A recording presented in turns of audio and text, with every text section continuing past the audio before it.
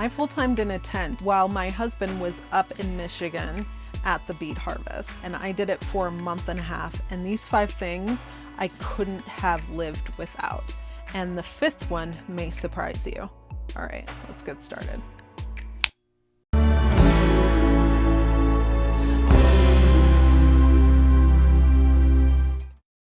The first item I have that I could have used sooner in my month and a half trip in a tent, full-timing in a tent, was this. It's the AsperX Jump Starter AX260. This thing is a workhorse. It's a beast. This is the power pack itself. You just turn it on by holding it down like that. You can see that I have 3 of 4 battery lights. I've used this twice already to jump my car, and we still have a ton of battery available. It also, one, comes with a light, as you can see, as everything does. Everything comes with a light, and it is a compressor as well. So all those tire issues I was having in Flagstaff when I went down there to celebrate Mary's birthday with her, this would have been invaluable. Unfortunately, I got it after the fact, but honestly, I got it, I charged it up, and I think the next day I needed to use it twice. The Juke battery in the car is really finicky. I haven't had a problem with it dying recently, but I was doing a lot of keeping the door hatches open to unpack and everything, and the battery just kept dying. The first time it happened, Mary was nice enough to save me. The second time it happened, Brock and Stacy were nice enough to save me. And the 3rd and 4th time, I saved myself. This is incredible. So let me show you. Comes in this great bag, right? And you have the unit itself. And then you have, it's just so simple and elegant. Then you have the connector for the compressor, and then you have the connector for the jumper cables. So all I had to do, turn it on, open this up, plug this in. There's only one way it can go in, so you can't input it wrong. Like that.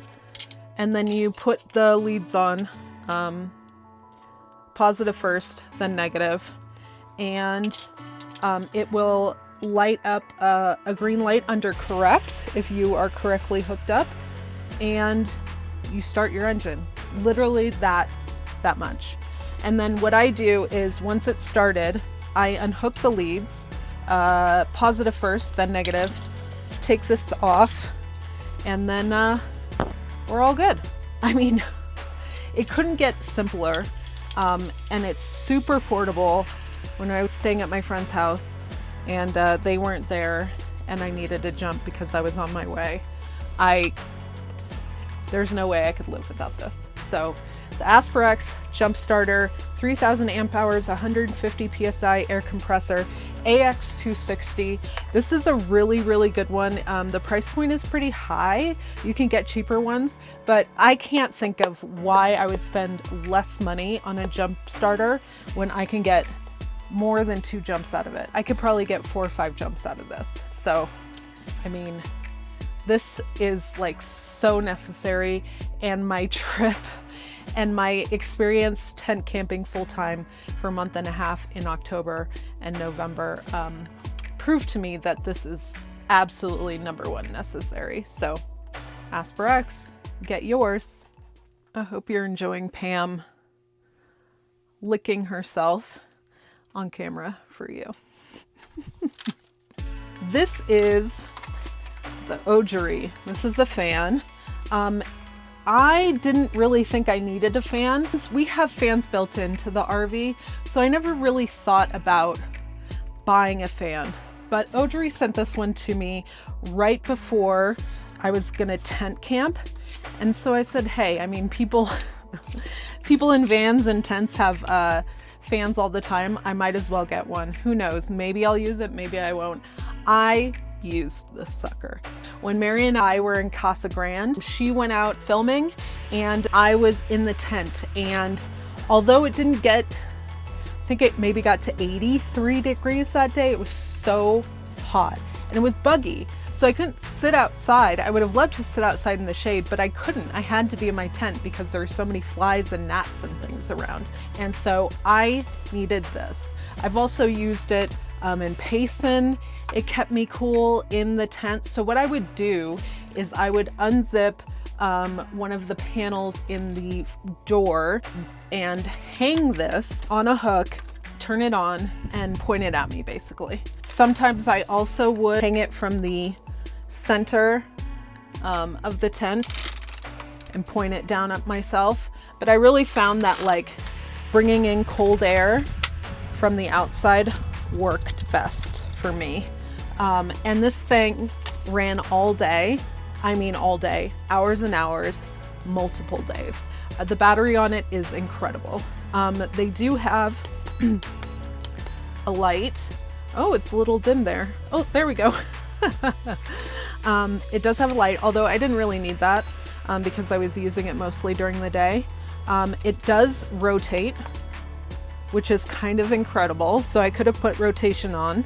And it has a timer, so you can have it shut off 1 hour, 2 hour, 4 hours, 8 hours. And this will last 8 hours. I used it multiple days. Here they have different modes. You can see here, this is the battery. It's at 75% now. And the fan speed is at 100. Also with oscillation, you can do 30 degrees, 60 degrees, 90 degrees, or 120 degrees. I didn't really use any of those. I just mostly use just the fan on high speed. That's what I needed it for. And the battery lasted a really long time now. Because the battery lasts a really long time, it takes a long time to charge, probably all day. So that's something to keep in mind. But you just charge it with USB-C. So I charged it off the all powers, the 2500 watt all powers I had, and I was good for another week with this thing, if not more, depending on usage. This is like the thing I didn't know I needed, and I'm so glad I had. It made life in the tent so much better. Also, it has a remote. And I was really interested in reviewing this because one of our subs on a community post, when I said I was going to review this, said a lot of people only got 2 days of use out of it and it never worked again. Not the case for me. This thing is a workhorse and it's great. I really like it. This is staying. Even though I don't need it now, who knows when we could use this again. So yeah, the OGERY fan, love it. The one thing I don't have in hand right now, but is in the car, is my fridge. It is a BODGEGACOOLER car fridge, specifically made to run on the car engine. I did use it on 12 volt with my all powers power station, 2500 watt, as well as the all powers, I think it's 600 watts. Brock gave me an extra power station because I was struggling with power and I was so grateful. But that held my food and worked always for the month and a half that I was on the road tent camping. I couldn't have done it without that.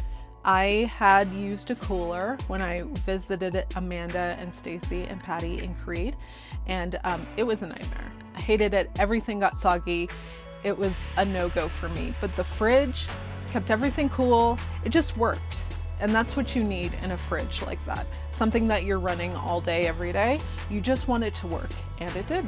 And it also survived 2 exploding LaCroix.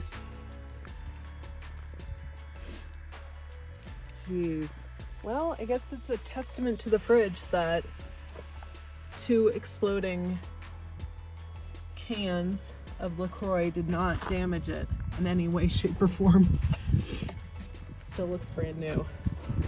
Thank goodness. And so it not only keeps everything cold, it's durable as well. A fridge just in general, it seems like a no-brainer, but I'm sure a good one is worth its weight in gold, right? And I love the fact that it's called Bodega, so there you go. All right, this is the AUXO woman's heated vest. I've always wanted one of these. Once I started realizing that you could get clothing that heated, I was like, oh, I desperately want something like this. And AUXO contacted us and sent us one. Isn't this nice? There's a fleece version, but I wasn't super into the fleece. I kind of like this. It looks like a regular vest. Let's see what size this is. This is a large, yeah. So you can see AUXO. And the cool thing about this also is that it's very simple. So inside on the left-hand side, you have a little zipper pocket here, and you have a cord like that, and you have a power bank. You turn on the power station like so with a button. You can charge it old USB-A or USB-C, and then the coat, the vest, has a little pocket right here and a cord coming out of the pocket, interior. So you just plug in the power station and it's on. You have to make sure it's on. Plug it in right there. Throw it in right there. Zip it up. And then throw it on. And then you can turn it on. So there are two modes. There is back, which is along the spine. The heat is along the spine and the lower back. And then in the front, it's along the pockets and the neck. So you just hold it on 2 seconds, usual. You can do it for the other zone as well. And then, so this, now they're both zones are on. Let me zip it up. It's cold here in New Mexico. So, ooh, I can already feel it heating up. It's so nice. So, red is the highest temp, blue is the lowest, green is middle. So you can pick your temp for whatever zone you like. I love a good hot temp, so I don't think I'll ever have it on low. Maybe, but it's adjustable. So if I'm by a very hot fire, I can turn it down. But yeah, it is so warm and it's so nice along the, and yeah. So I have heat around my neck and then where my hands go in the pockets, which is really nice. And yeah, it's a really kind of like, it's a nice luxury to have. I just like it. I just love hot, being warm. I'm constantly cold. So this is like, this keeps me warm. Ooh, I can feel it on my shoulder blade. Yeah, it heats up really quickly. It doesn't last that long, but I'm not out there. If I'm partying or dancing around, I'm warm already. I'll be fine. So, yeah. The AUXO woman's large heated vest. Freaking love this thing. And then to turn it off, you just hold it down. And there you go. Cool, huh? And the fifth thing, the thing that I said you may be surprised at as to what I couldn't have lived without while tent camping. I mean, if you know us, you should know the answer, which is my friends, our friends. Mary, Amanda, Brock, Anthony, Stacy, Melanie, Carrie, all these people that came together and welcomed me into their camps and invited me to go camping with them and invited me down to celebrate their birthdays. I couldn't be more grateful for the just amazing support that I received doing this thing that really was super challenging in the beginning and was still challenging towards the end. I'll also say my friends in and out of nomad life, I have great friends in Phoenix who invited me, opened their doors to their home and invited me in because they knew how I was struggling and just wanted me to be comfortable. And it's not just people you meet while you're on the road. It's the friends that you have that live still in sticks and bricks who are just so generous with their time and their energy and just friendship in general. So you can't go wrong with that. No returning that needed, right? Pam, you heard me.